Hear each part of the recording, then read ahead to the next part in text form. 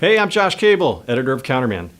There are a variety of sealing compounds on the market for professional and DIY applications. In this video, we're going to talk about a few of the basic types and how to decide which one is right for your customer.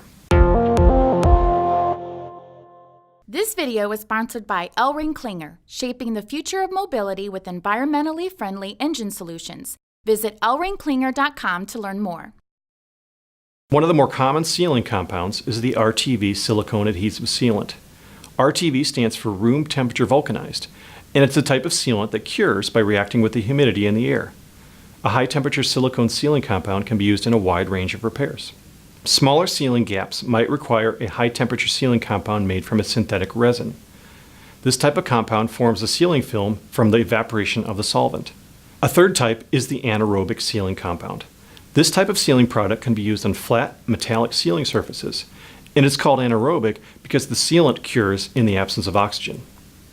When choosing a sealing compound, keep in mind that these products are formulated for specific applications and operating conditions. Sealing compounds are designed for specific temperature ranges, the size of the sealing gap, and their resistance to fluids such as oil, grease, and coolant. So it's always wise to learn as much as you can about the repair job before making a recommendation. I'm Josh Cable. Thanks for watching.